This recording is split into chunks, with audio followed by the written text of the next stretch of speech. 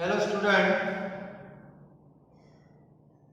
आज chapter number 2 के कुछ एमसीक्यू जो है उसके बारे में हम डिस्कस करेंगे। 20 एमसीक्यू की पीडीएफ मैंने भेज दी है।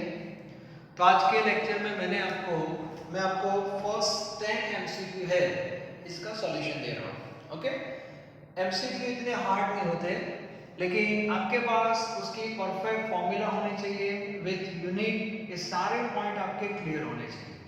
और अब तक सारे टॉपिक हमने डिस्कस कर लिए हैं। बहुत सारे एमसीक्यू आपने एग्जाम में भी अटेंड किए होंगे, वही एमसीक्यू वही पैटर्न के हैं, लेकिन मैं आपको कैसे सॉल्व करते हैं उसके बारे में कुछ बता रहा हूँ। ठीक है, तो सबसे पहले फर्स्ट देखो। फर्स्ट जो है उसमें वर्ड है ionisation enthalpy of hydrogen atom is 13.6 eV। अब उसको मैं पहले थोड़ा क्लियर कर दूं कि आयोनाइजेशन एंथैल्पी ऑफ हाइड्रोजन की वैल्यू कहां से आई। So we all know energy of electron En in specific orbit that is minus 13.6 upon n square z square, और ये वैल्यू किसमें है? eV में है। जूल में भी दूसरी वैल्यू है minus 2.18 10 raise to minus 18 upon n square z square, ये वैल्यू जूल में है। नॉर्मली फिजिक्स में eV के फॉर्म में वर्क करते हैं, केमिस्ट्री में जूल के फॉर्म में, लेकिन ज्यादातर एमसीक्यू की जब बात आती है तो eV फॉर्म जो है उसमें जो वैल्यू है बहुत छोटी हो जाती है कंपेयर टू जूल। तो ज्यादातर एमसीक्यू में लोग eV को प्रेफर करते हैं इलेक्ट्रॉन वोल्ट। तो अभी जो आंसर दिए हैं, वैल्यू दी है, वो सब eV में ही है। अब पहले ये फॉर्मूला सबको पता है। अब हाइड्रोजन का जो इलेक्ट्रॉन है पहले कहां पे होता है आपको पता है, पहले वो होता है ग्राउंड स्टेट। ओके, और ग्राउंड स्टेट का मीनिंग होता है n = 1। तो वहां पे उसकी एनर्जी eV में क्या होगी? माइनस 13.6 इतनी होगी, क्योंकि हाइड्रोजन है तो Z तो 1 ही होगा, उनका स्क्वायर एटॉमिक नंबर, और फर्स्ट 13.6, और जूल में आपको लिखनी है तो माइनस 2.18 10 टू माइनस 18 जूल। ये सबको पता है। हाइड्रोजन का एक इलेक्ट्रॉन जब फर्स्ट ऑर्बिट में होता है तो जूल में इतनी एनर्जी होती है और eV में इतनी। क्लियर? ओके, अब हमें उसको आयोनाइज करना है। आयोनाइज करना मतलब वो इलेक्ट्रॉन को ऑर्बिट से बाहर भेजना है, मतलब हमें हाइड्रोजन में से इलेक्ट्रॉन को बाहर भेजना है, और hydrogen converted to H+, this chemical reaction is known as ionization. Clear? Clear होना चाहिए। अब आयोनाइजेशन करना है मतलब इलेक्ट्रॉन को रिमूव करना है फ्रॉम ऑर्बिट, और उसके लिए मैंने आपको बताया था for that energy of electron must be 0। तो इलेक्ट्रॉन की एनर्जी को 0 कर दो। अभी इलेक्ट्रॉन की जो टोटल एनर्जी है वो इतनी है eV माइनस 13.6, तो मुझे 0 करना है तो इतनी एनर्जी मुझे क्या करनी पड़ेगी? प्लस करनी पड़ेगी eV में, और प्लस करनी पड़ेगी मतलब इतनी एनर्जी आपको देनी पड़ेगी, and that is known as ionization enthalpy और एनर्जी। ये क्लियर होना चाहिए, इस बेस पे लिखा है। जूल में कितनी देनी पड़ेगी? जूल में plus 2.18 into 10 raised to minus 18 joule, ये फिक्स वैल्यू है। So ionization enthalpy of hydrogen atom is 2.18 into 10 raised to minus 18, that is in terms of joule, and 13.6 eV, that is in terms of eV। ये पहले clear होना चाहिए। Okay, तो एक information उन्होंने दे दी है, लेकिन ये वैल्यू कहां से आई वो मैंने आपको थोड़ा बता दिया। ठीक है, अब आगे क्वेश्चन तो बहुत सिंपल है। You have to find out energy of ground state in Li2+. Now we have to consider Li2+, and we know Bohr model apply for hydrogen atom as well as ion containing one electron।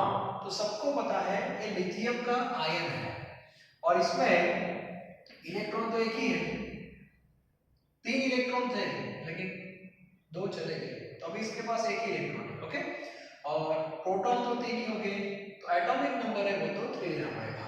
Clear? अब एक जो Li2+ है उसका जो एक electron है वो ground state में है। ग्राउंड स्टेट मतलब n = 1 लेना है। सो इस सिचुएशन में हम एक फॉर्मूला अप्लाई करनी है, that is E1 = -13.6 into z क्या हो गया 3 का स्क्वायर 9 और नीचे तो 1 ही आएगा, so minus 13.6 into 9 minus 13.6 into 9 and that is 122.4 और ये आंसर आएगा आपका EB में। तो E जो एनर्जी है वो ग्राउंड स्टेट की एनर्जी हो गई Li2+ का जो इलेक्ट्रॉन है उसके लिए। बस यही पूछा है, आयनाइजेशन नहीं पूछा है। ओके, सेकंड क्वेश्चन है वो रेडियस के बारे में है। फिर से सेम आयन लेना है Li2+। अब Li2+ है, उसमें सेकंड जो एक्साइटेड स्टेट होता है उसकी रेडियस फाइंड करनी है। तो यहाँ भी इसको गड़बड़ कर देते हैं।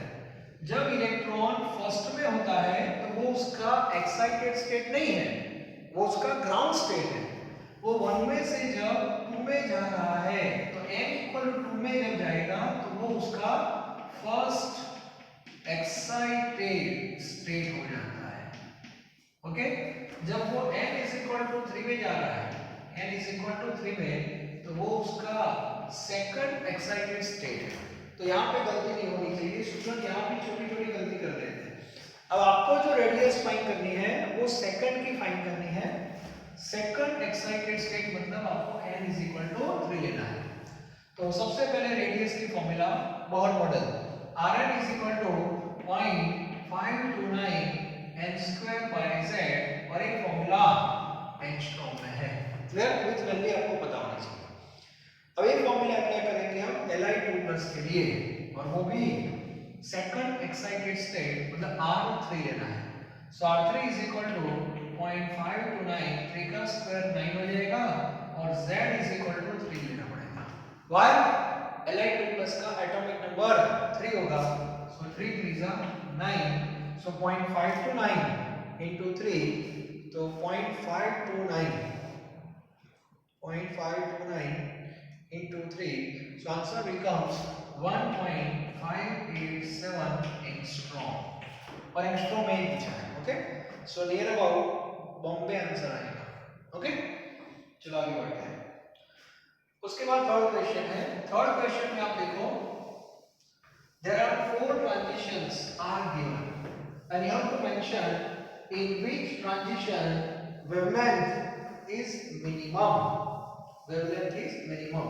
मतलब कौन से ट्रांजिशन में आपको मिनिमम वेवलेंथ मिलेगी रेडिएशन की।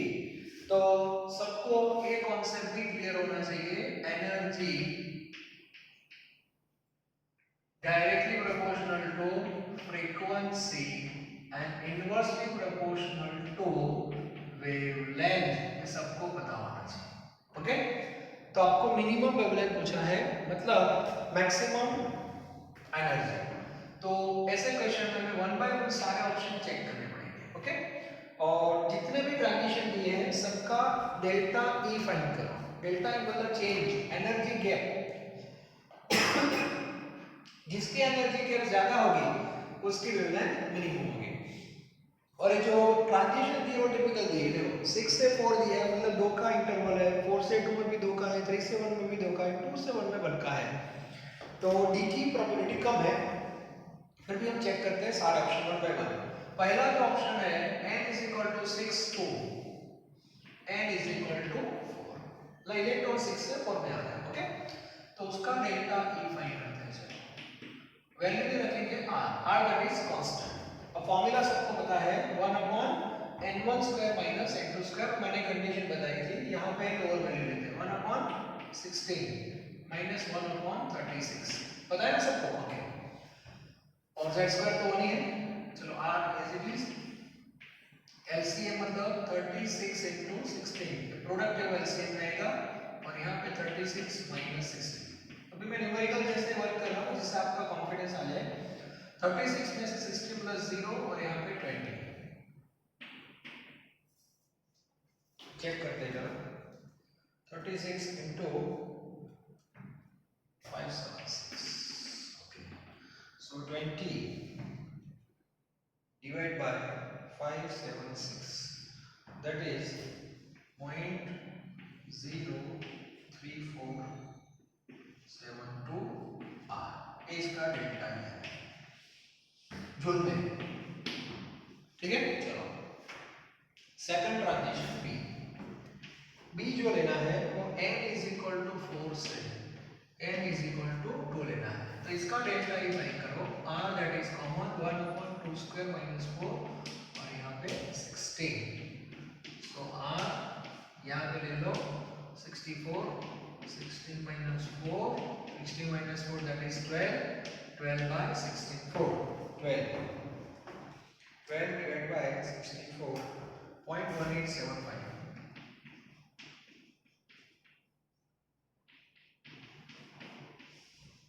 delta E, 0.1875, 16 minus 4, 12 by 4,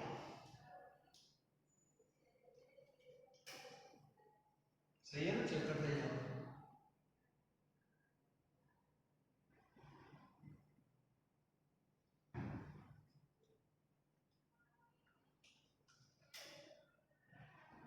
अब सी ट्रांजिशन लेते हैं। चलो सी ट्रांजिशन जो है उसमें n equal to 3 to n equal to 1, तो इसका डेल्टा ई r 1 का स्क्वायर 1, 3 का 9, तो यहाँ पे एलसीएम आएगा 9, 9 minus 1 that is 8 by 9, okay 8 by 9, और 8 by 9 का आंसर क्या है? 8 by 9 दैट इज 0.88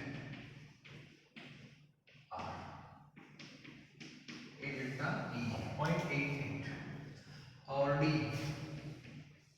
डी में लेना है n is equal to 2 to n is equal to 1, delta E r 1/1 minus 4 मतलब r 4 LCM 4 minus 1 3 by 4 r 3 by 4 0.75 r।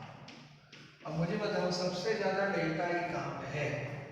सबसे ज्यादा डेल्टा ई यहाँ पे, यहाँ पे, यहाँ पे, तो सबसे ज्यादा डेल्टा ई मुझे ये दिखाई दे रहा है 0.88। इसका मीनिंग हुआ ए ट्रांजिशन में सबसे ज्यादा एनर्जी क्या होगी? रिलीज होगी, और जो ट्रांजिशन में सबसे ज्यादा एनर्जी रिलीज होती है उसकी वेवलेंथ जो होगी वो कम होगी, ठीक है। तो ये भी आपका क्लियर होना चाहिए, ये क्लियर होना चाहिए। तो 0.1875 इस बेस पे ऐसे क्वेश्चन को सॉल्व कर सकते हैं, ओके। चलो आगे बढ़ते हैं। तो ऐसे क्वेश्चन में डायरेक्ट आंसर आप नहीं लिख सकते क्योंकि गैप से लॉजिकली नहीं सोच सकते, आपको वैल्यू के साथ वर्क करना पड़ेगा, ओके। चलो आगे बढ़ते हैं। नंबर 4 जो है that is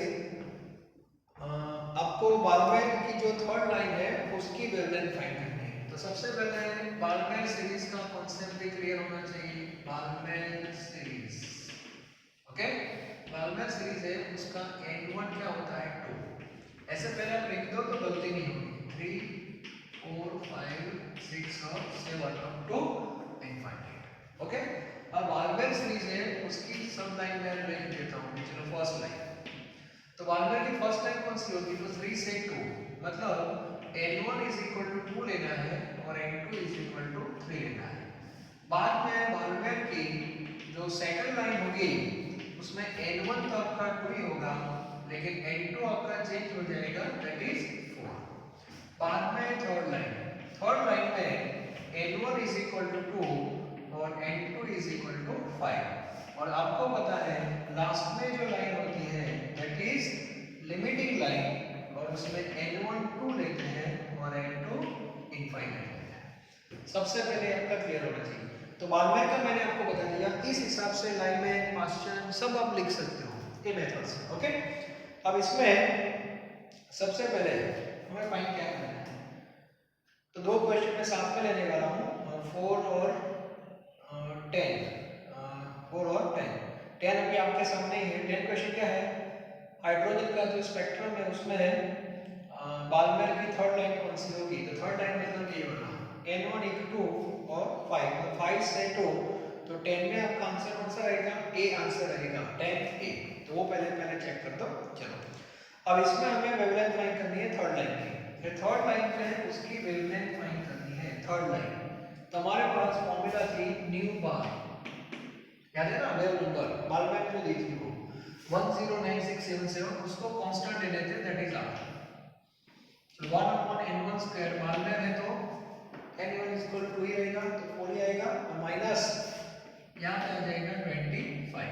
so here LCM that is 100 और 25 minus 4 that is R 21 by 100। then A value new बार की, new bar means wave number, आपको लैम्बडा पूछा है, लैम्बडा मींस 1 अपॉन न्यू बार, तो इसका इनवर्स हो जाएगा 100 अपॉन 21 R, ये आंसर आएगा 100 upon 21 R, answer B. Clear? तो ऐसे क्वेश्चन को ऐसे सॉल्व करते हैं। तो ये भी बहुत अच्छे क्वेश्चंस होते हैं जिसमें लाइन आपको पता होनी चाहिए, फर्स्ट है, सेकंड है कि थर्ड है। तो बालमेर का पूरा मैंने आपको बता दिया। ऐसा ही वर्कआउट आप लाइनमैन के लिए भी कर सकते हो, पास्टन के लिए भी कर सकते हो। ओके, लेकिन पहले n1 n2 पता होना चाहिए, उसके बाद फर्स्ट सेकंड थर्ड लाइन आप ले लीजिए। ओके, बाद में आपको पता होना चाहिए जो फर्स्ट लाइन होती है उसकी एनर्जी गैप सबसे कम और लिमिटिंग लाइन की एनर्जी गैप सबसे ज्यादा होती है। तो अभी जो मैंने बताया कि डायरेक्टली प्रोपोर्शनल टू फ्रीक्वेंसी और inversely proportional to lambda. First line की एनर्जी मिनिमम होगी, कोई भी सीरीज की फर्स्ट लाइन है उसकी एनर्जी मिनिमम होगी, वेवलेंथ मैक्सिमम होगी, और लिमिटिंग लाइन जो होती है उसकी एनर्जी मैक्सिमम होती है, वेवलेंथ मिनिमम होती है। और एनर्जी का जो रोल है वो फ्रीक्वेंसी का रहेगा, क्योंकि दोनों के बीच में डायरेक्टली प्रोपोर्शनल का रिलेशन है। Is it clear? ओके, चलो आगे बढ़ते हैं। नंबर 5 जो है उसमें इलेक्ट्रॉन की जो काइनेटिक एनर्जी है उसको 4 टाइम्स आपको इंक्रीज करना है। So what is the change in de Broglie's wavelength? तो मोस्ट इंपोर्टेंट फार्मूला मैंने आपको बताई है, lambda is equal to h upon √2mk। Okay, अब इलेक्ट्रॉन के लिए ये फार्मूला जो अप्लाई करते हो दो बार, केस 1 और केस 2, तो h 2 और m ये तीनों टर्म क्या रहेंगे? Constant. So finally lambda inversely proportional to √k। इसको रेशियो फॉर्म में लिख दो, लैम्बडा केस 1 और एक केस 2। केस 1 में काइनेटिक कितनी है? k1 है, और केस 2 में 4 टाइम्स उसको इंक्रीज करना है। 4 टाइम्स मतलब 4k1, ऐसा लिख सकते हैं। तो k1 कट हो जाएगा, so lambda 1 upon lambda 2 that is, यहाँ पे एक टर्म ऐड कर देता हूँ, लैम्बडा 1 अपॉन लैम्बडा 2 √k1 और k2, k2 की जगह 4k1 लिखा। Clear? So 2 therefore lambda 2 is equal to 1 by 2 lambda 1। yes, lambda 2 is equal to 1 by 2 lambda 1, तो आंसर आएगा आपका 1 by 2। क्लियर? तो ये भी आपको आना चाहिए। यहाँ जो वैल्यू होगी ना वो इस टाइप की होगी जिसका रूट निकलता है। आगे मैंने एक क्वेश्चन बहुत बार रिपीट किया हुआ है, 9 टाइम्स के बेस पे, 9 मतलब 9 का रूट 3 हो जाएगा, तो 1/3 हो जाएगा। ओके, तो ये भी क्लियर होना चाहिए।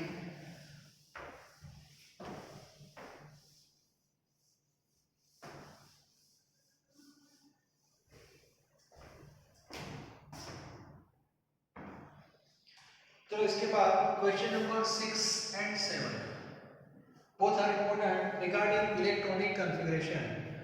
तो न्यूट्रल कंपाउंड की बात है, 2k मतलब k सेल में 2 इलेक्ट्रॉन है, 8l मतलब l सेल में 8 है, n में 2 है। तो ऐसे क्वेश्चन को जब सॉल्व करना है तो पहले आपको एक सिंपल मैं आपको मेथड दिखा दूं, हमने जैसे पढ़ा था वैसे आप लिख दो। सबसे पहले आपको पता होना चाहिए कि सेल की सीक्वेंस क्या है, k l m n, ये मैंने सेल लिखा है। ओके, और k जो है वो हमारा फर्स्ट सेल होता है, n is equal to 1, e जो होता है वो n is equal to 2, n is equal to 3 और n is equal to 4। Clear? उसके बाद सेल के अंदर हम क्या लिखते हैं? सबसेल। तो सबसे पहले k सेल में एक ही सबसेल होता है 1s, यहाँ पे 2 होते हैं 2s और 2p, यहाँ पे 3 होते हैं 3s 3p, और इलेक्ट्रॉन कैसे आएंगे वो बाद में, और यहाँ पे 4s 4p 4d और 4f। क्लियर? अब हमें इलेक्ट्रॉन को मेंशन करना है। सबसे पहले मुझे बताओ कि सेल में कितने इलेक्ट्रॉन उन्होंने दिए हैं, तो 2 इलेक्ट्रॉन दिए हैं। तो सिंपल है, 2 इलेक्ट्रॉन कहाँ पे होंगे, 1s में होंगे, तो 1s2 हो गया कि। बाद में एल सेल में दिए हैं 8 इलेक्ट्रॉन टोटल, तो 8 इलेक्ट्रॉन डिवाइड कैसे होंगे, तो 8 में से 2 इसके पास है, 6 इसके पास है, हो गया 8 इलेक्ट्रॉन। अब इन लोगों ने क्या लिखा है, डायरेक्ट m को स्किप किया है और n के इलेक्ट्रॉन लिखे हैं n, तो n के 2 इलेक्ट्रॉन आपको दिखा है, मतलब वो यहाँ पे है। अब क्वेश्चन क्या है कि total number of electron in p subset, तो ज्यादातर स्टूडेंट गलती क्या करते हैं, बस p में कितने हैं, 6, आंसर 6 लिख के आ जाते हैं, सब पेपर इजी था।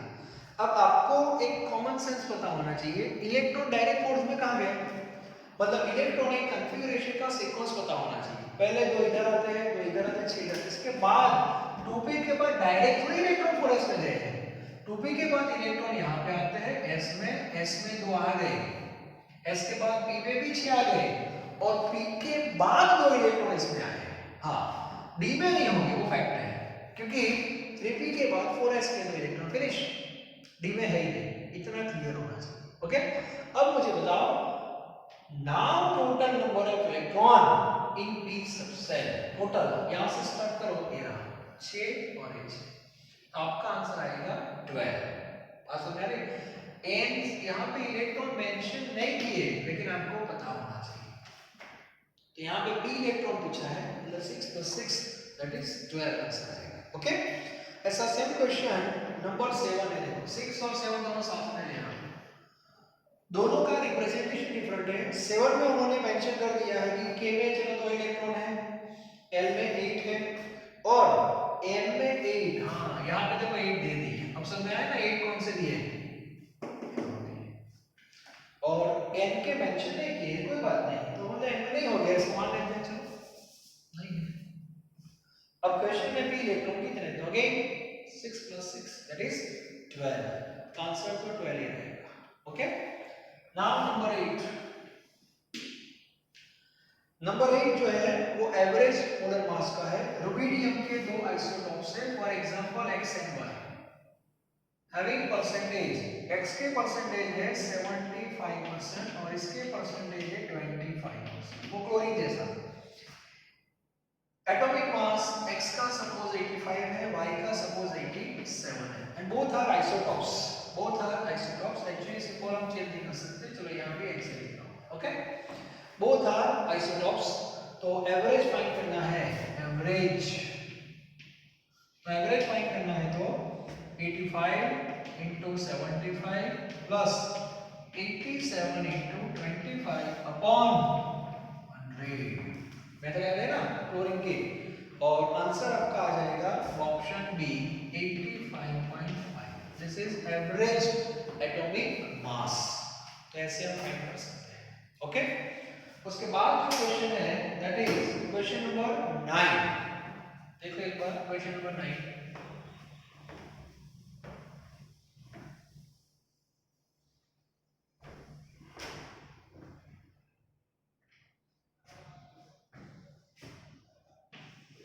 क्वेश्चन नंबर 9 जो है उसमें अगेन फॉर हाइड्रोजन एटम, और उसमें फर्स्ट और सेकंड एक्साइटेड स्टेट की जो एनर्जी उसका रेशियो लेना है। ओके, तो सेम सिंपल क्वेश्चन है, चलो फिर से एक बार लिख लो, n = 1 जो है वो ग्राउंड स्टेट है, सबको पता होना चाहिए।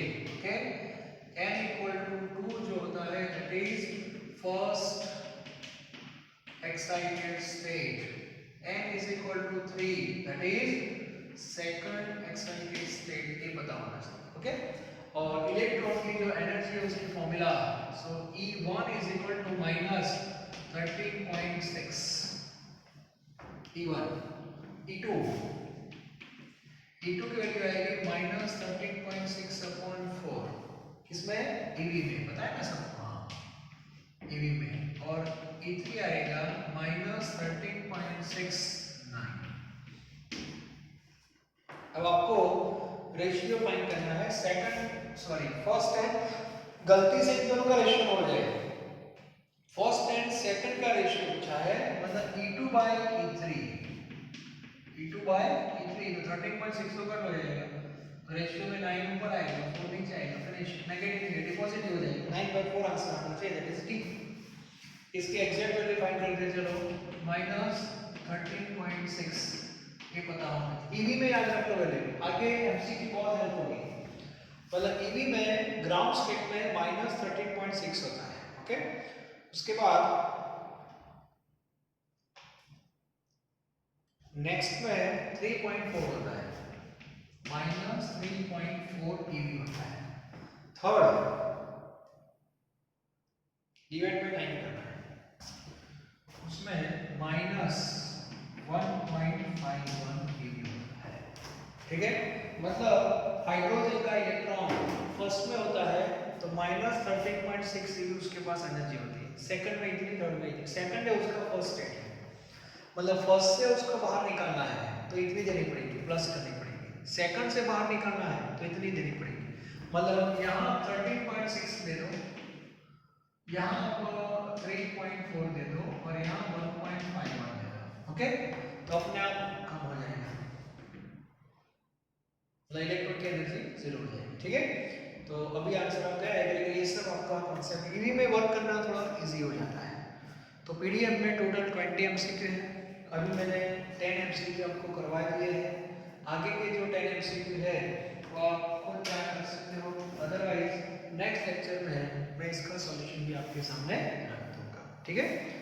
तो आज इतना लेते हैं, मतलब एक मेथड मैंने आपको बताई, थोड़ा रिवीजन जैसा हो जाए, इससे बेस पे आपके कॉन्सेप्ट और ज़्यादा क्लियर हो जाते हैं, कुछ नया मिल सकता है, okay. Thank you very very much.